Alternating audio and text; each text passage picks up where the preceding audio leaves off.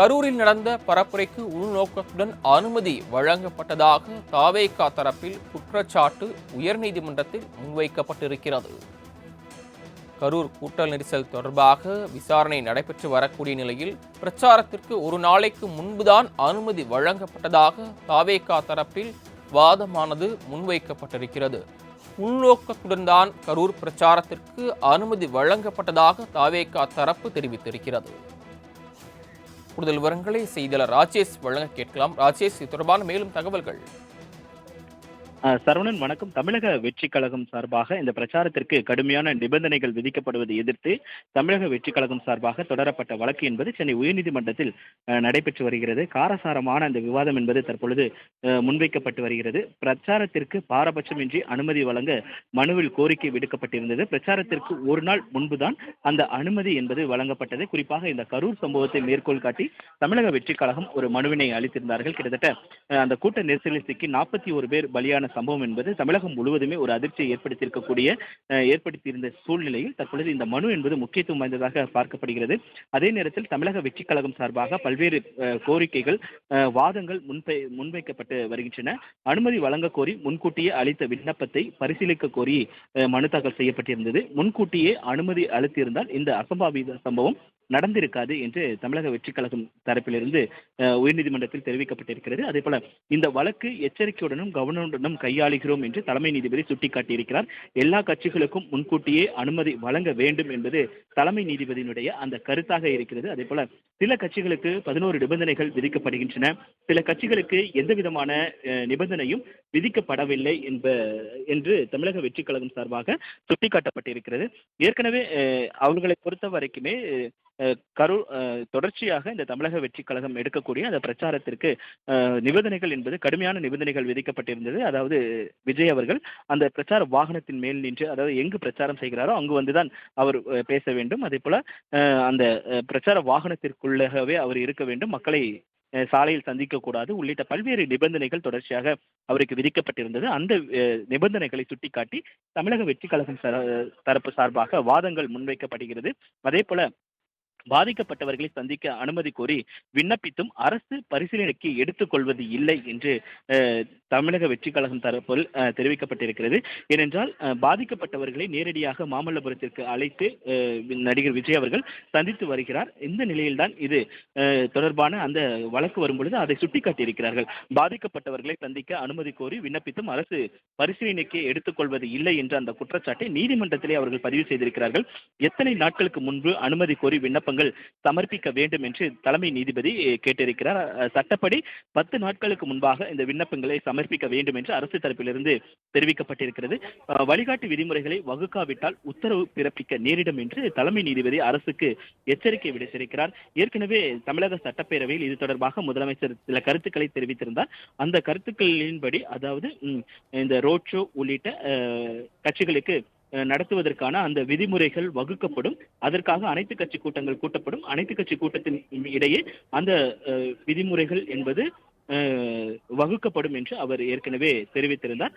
மக்களை சந்திக்க விஜய்க்கு அனுமதி இல்லை, கரூரில் பாதிக்கப்பட்ட மக்களை சந்திப்பதற்கு விஜய்க்கு அனுமதி தரவில்லை என்ற குற்றச்சாட்டை நீதிமன்றத்திலேயே தமிழக வெற்றி கழகம் தரப்பிலிருந்து வாதமாக முன்வைக்கப்பட்டிருக்கிறது. ஏற்கனவே செங்கல்பட்டில் அவர் மாமல்லபுரத்தில் இந்த கரூரில் பாதிக்கப்பட்டவர்களை சந்தித்து வரக்கூடிய இந்த சந்திப்பு என்பது பல விமர்சனத்திற்கு உள்ளாகி இருந்தது. அதனைத் தொடர்ந்து தற்பொழுது நீதிமன்றத்திலேயே தமிழக வெற்றி கழகம் சார்பாக இந்த கரூரில் பாதிக்கப்பட்ட மக்களை சந்திப்பதற்கு விஜய்க்கு அனுமதி தரவில்லை என்ற குற்றச்சாட்டை அவர்கள் பதிவு செய்திருக்கிறார்கள்.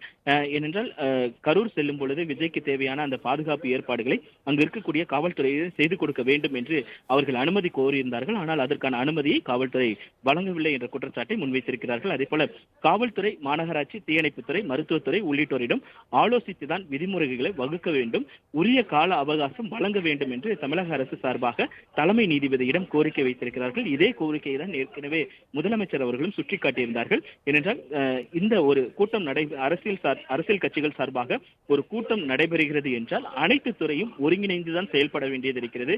தேவையான காவல்துறைகள், மாநகராட்சி, தீயணைப்புத்துறை, மருத்துவத்துறை உள்ளிட்டோர்களிடம் ஆலோசித்துதான் என்ன மாதிரியான அந்த விதிமுறைகளை வகுக்க முடியும், உரிய கால அவகாசம் வழங்க வேண்டும் என்று தமிழக அரசு சார்பாக அவர்கள் கேட்டிருக்கிறார்கள். சரவணன். ஒரு பக்கம் தமிழக அரசு தரப்பில் இவ்வாறு அவகாசம் கேட்டாலும் மற்றொரு புறம் தாவேகா தரப்பில் குற்றச்சாட்டுகள் முன்வைத்ததையும் நாம் பார்க்க முடிகிறது. இதற்கு தமிழக அரசு தரப்பில் ஏதேனும் மறுப்பு தெரிவிக்கப்பட்டிருக்கிறதா?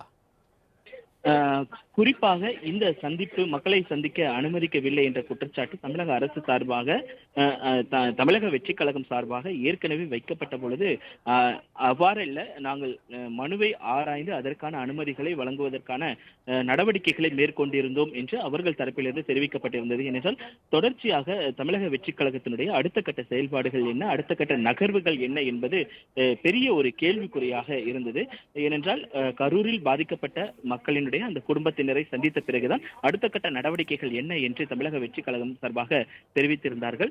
அதற்கான நடவடிக்கைகளை மேற்கொள்ளப்படும் என்று அவர்கள் தெரிவித்திருந்தார்கள். இப்படியாக அனுமதி வழங்காமல் கால நீட்டிப்பு செய்வது என்பது ஒரு கட்சியை முடக்கக்கூடிய ஒரு செயலாக பார்க்கப்படுகிறது என்று ஏற்கனவே தமிழக வெற்றி கழகம் சார்பாக தெரிவிக்கப்பட்டிருந்த நிலையில்தான் நேரடியாக நீதிமன்றத்தின் வாயிலாக தலைமை நீதிபதியிடம் தமிழக வெற்றி கழகம் சார்பாக இந்த கரூரில் பாதிக்கப்பட்ட மக்களை சந்திப்பதற்காக விஜய்க்கு அனுமதி தரவில்லை என்ற அன்ற குற்றச்சாட்டை முன்வைத்திருக்கிறார்கள். இதற்காக தமிழக அரசு ஏற்கனவே அவர்கள் அந்த ஏனென்றால் மனுவை பரிசீலித்துதான் நாங்கள் செயல்படுத்த முடியும் என்றெல்லாம் அவர்கள் தெரிவித்திருந்தார்கள். இந்த நிலையில்தான் இந்த வழக்கு என்பது மிகவும் முக்கியத்துவம் வாய்ந்ததாக பார்க்கப்படுகிறது. ஏனென்றால் 2026 சட்டமன்ற தேர்தலை முன்னிட்டு அனைத்து கட்சிகளுமே தங்களுடைய பிரச்சார யுக்திகளை பிரச்சாரங்களை மேற்கொள்ள இருக்கிறார்கள். அதற்கு முன்பாக கரூரில் நடந்தது போல மற்றொரு சம்பவம் எங்கும் நடந்துவிடக்கூடாது, அதற்கான வழிமுறைகளை வகுக்க வேண்டும் என்பதுதான் எல்லாருடைய கோரிக்கையாகவும் இருந்தது. அதன் அடிப்படையில் இந்த வழக்கு என்பது மிகவும் முக்கியத்துவம் வாய்ந்ததாக பார்க்கப்படுகிறது. சரவணன்.